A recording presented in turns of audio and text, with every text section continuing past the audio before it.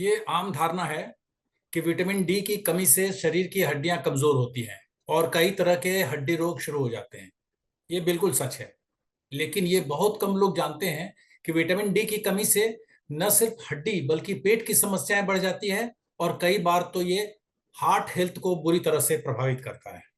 आज हम उन्हीं समस्याओं के बारे में आपको बताएंगे कि विटामिन डी की कमी से क्या समस्याएं होती है।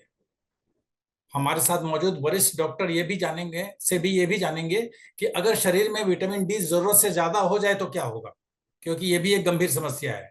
लेकिन सबसे पहले हम आपको ये बताते हैं कि विटामिन डी की कमी से किस तरह के प्रॉब्लम होते हैं और किस तरह ये हार्ट और पेट को प्रभावित करती है।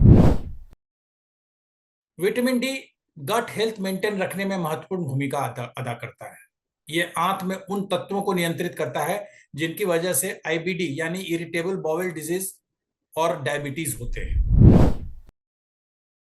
विटामिन डी में एंटी इंफ्लेमेटरी प्रॉपर्टीज होते हैं जो आंत में किसी प्रकार का सूजन नहीं होने देते। इससे कब्ज और थकावट जैसी समस्याएं नहीं होती। विटामिन डी आंतों की लाइनिंग में कैल्शियम एब्जॉर्प्शन से जुड़ा है। कैल्शियम एब्जॉर्प्शन में आने से कैल्शियम एब्जॉर्प्शन में कमी आने से हड्डी की समस्या के साथ साथ मसल क्रैम्प्स, शरीर में ऐंठन और थकावट की भी समस्याएं होती है। विटामिन डी इन समस्याओं को प्रिवेंट करता है। विटामिन डी की कमी से डाइजेस्टिव सिस्टम के इम्यून सेल्स पर बुरा असर पड़ता है। इससे शरीर की इम्यूनिटी प्रभावित होती है और कई तरह की बीमारियां शरीर पर हमले कर देती है। विटामिन डी ब्लड प्रेशर को कंट्रोल में रखने में मदद करता है। लो विटामिन डी हार्मोन सिस्टम के रेनिन प्रोडक्शन को बढ़ाता है, जिससे हाइपरटेंशन का रिस्क बढ़ जाता है। ये बहुत कम लोगों को पता है कि विटामिन डी में कैल्शियम रेगुलेट करने की शक्ति होती है। अगर इसकी कमी है तो ये संतुलन बिगाड़ देता है। इससे हार्ट की आर्टरीज में कैल्शियम डिपॉजिट होने का खतरा बढ़ जाता है, जिसे वैस्कुलर कैल्सिफिकेशन कहते हैं। कई स्टडीज में यह कहा गया है कि विटामिन डी की कमी से हार्ट फेल होने का रिस्क भी काफी बढ़ जाता है।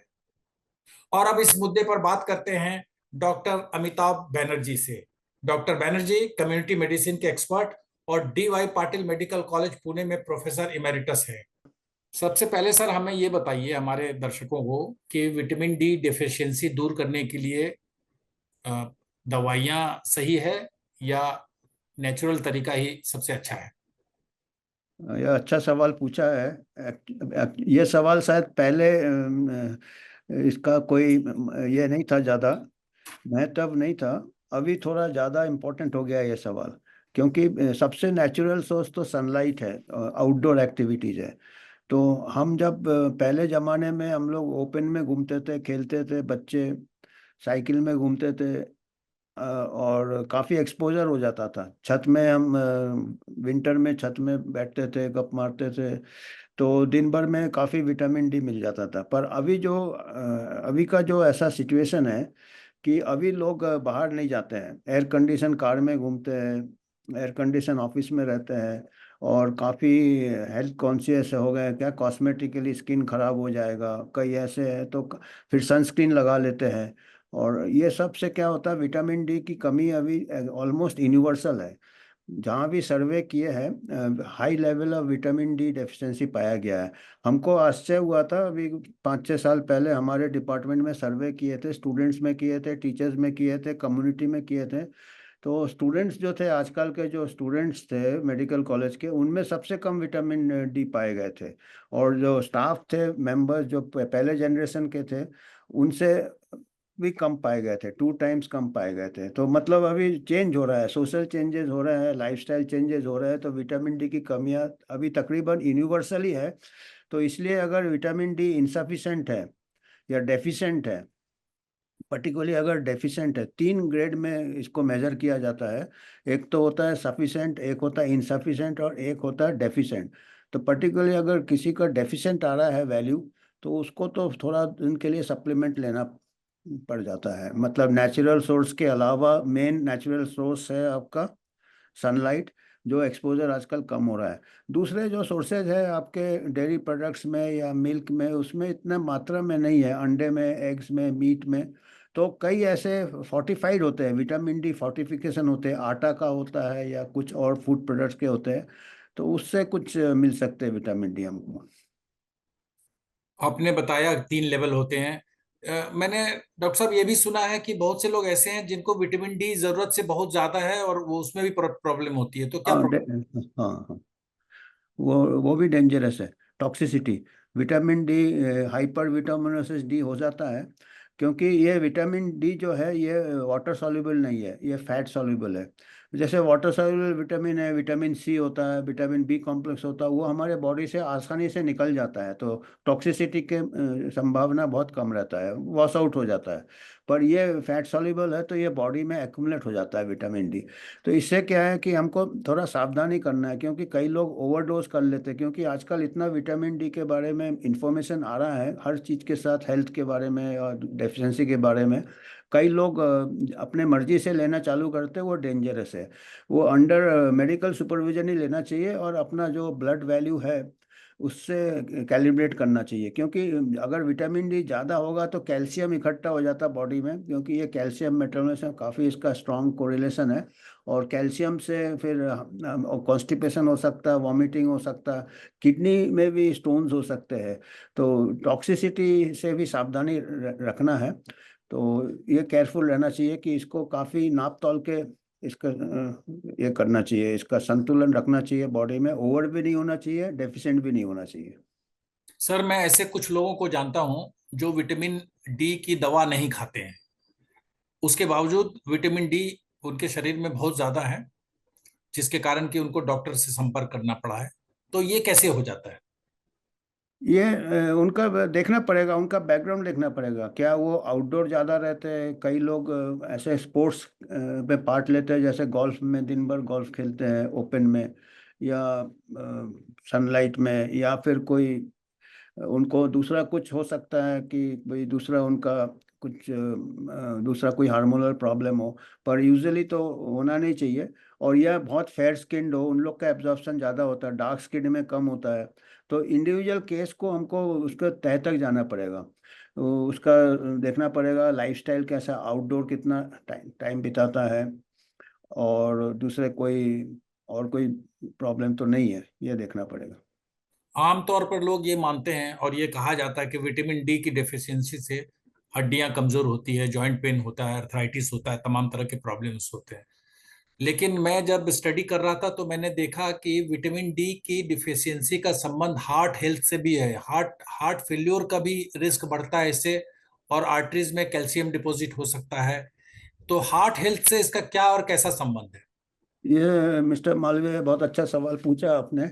इसके जो शुरू में जो स्टडीज हुए थे, जो ऑब्जर्वेशनल स्टडीज हुए थे, उसमें क्या था कि कोरिलेशन पाए थे कि जिन लोगों को हार्ट डिजीज ज़्यादा चांसेस है, जो हार्ट पेशेंट्स लिए थे, उनमें विटामिन डी कम पाए थे। और जिनका हेल्दी कंट्रोल लिया था उनमें विटामिन डी मात्रा सफिशेंट था। तो बाद में जब उन्होंने कुछ ट्रायल किया, सप्लीमेंट ट्रायल किया, कि उनको लगा कि अगर मान लो रैंडमाइज ट्रायल करके हम एक ग्रुप को विटामिन डी देते सप्लीमेंट और एक को कंट्रोल रखते, तो उन्होंने पाया कि विटामिन डी का डोज बढ़ाने से हार्ट हेल्थ में कोई बेनिफिट नहीं होता है। तो the high level of vitamin D does not protect heart health. तो दूसरा उनका ये था कि जो लोग का विटामिन डी लेवल हाई है, वो वजह हो सकता है कि वो आउटडोर एक्टिविटी में ज़्यादा पार्ट लेते हैं, फिजिकल एक्टिविटी में ज़्यादा पार्ट लेते हैं, तो उससे आपकी हार्ट की बीमारी की भी संभावना कम हो जाता है, और विटामिन डी लेवल भी बढ़ जाता है। इस टाइप के थर्ड फैक्टर, जो कि फिजिकल एक्टिविटी, जो कि related to vitamin D level because of outdoor activity, exposure to sun, and also because of exercise, उनको हार्ट और ब्लड प्रेशर कंट्रोल रहता है, तो हार्ट अटैक के चांसेस भी कम हो जाते हैं। तो ये कंफाउंडिंग फैक्टर्स बोलते हैं। तो ऐसे कई ऐसे हमको कोरिलेशन मिल जाता है जिसका कि डायरेक्ट रिलेशन नहीं है। पर यह बात तो सही है कि डेफिशिएंट नहीं होना चाहिए, विटामिन डी डेफिशिएंट होने से हार्ट डिजीज के चांसेस बढ़ जाते हैं। तो इट शुड बी सफिशेंट, मैंने इनसफिशेंट भी चलेगा, पर very high level does not protect heart. Very high level से फिर कैल्शियम डिपॉजिट के चांसेस भी आ जाएंगे, तो वो हमको बहुत हाई लेवल नहीं रखना है, ज़रूरत से ज़्यादा हाई लेवल में हार्ट को कोई बेनिफिट नहीं होगा। तो हमको बस मॉडरेट लेवल रखना है हार्ट हेल्थ के लिए। तो विटामिन डी को नॉर्मल रेंज में रखना है। हाँ, नॉर्मल रेंज में रखना है। मतलब अगर नॉर्मल तरीके से रखा जाए तो ज्यादा अच्छा है ज़्यादा उसको। अच्छा है। तो ज़्यादा क्योंकि एक्सेस में नहीं करना है, एक्सेस में नहीं करना, उससे हमको हार्ट को कोई फायदा नहीं होगा। ये तो स्टडी आए है, इसमें स्टडीज रैंडमाइज ट्रायल है इसके। विटामिन डी की दवाओं के कोई साइड इफेक्ट्स भी हैं क्या? वही है, टॉक्सिसिटी है। अगर अगर एक्यूमुलेट होता बॉडी में, तो उसमें कैल्शियम मेटाबॉलिज्म डिरेंज हो जाते हैं और किडनी स्टोन्स के चांसेस है। तो डेफिनेटली मतलब कोई इसमें फ़ायदा नहीं है आपको। रेंज काफ़ी है इसका, जो इनसफिशेंट, सफिशेंट, सफिशेंट का काफ़ी रेंज है। तो अगर आमतौर पे ज़्यादा होने के चांसेस नहीं है, पर जब सप्लीमेंट अगर कोई ले रहा है, तो उसको सप्लीमेंट लेने के बाद 6 महीने के बाद या 3 महीने के बाद टेस्ट करना चाहिए। तो बंद कर देना चाहिए, कंटिन्यूअसली नहीं लेना चाहिए, क्योंकि ये ऐसा विटामिन है जो बॉडी में अक्यूमुलेट हो जाता है, वॉश हम्म। आउट नहीं होता, स्टोर बन जाता है। तो हम्म। जैसे दूसरा विटामिन सी, बी कॉम्प्लेक्स हमको रेगुलरली लेना पड़ता है, क्योंकि वो वाटर सॉल्युबल है, निकल जाता बॉडी से। तो ये हम्म। एक बार आपने अपना लेवल ठीक कर लिया है, तो उसको रुक जाना चाहिए। और कुछ महीने बाद, इमीडिएटली नहीं कराएं, क्योंकि उसमें आपका करेक्ट विटामिन डी लेवल नहीं आएगा।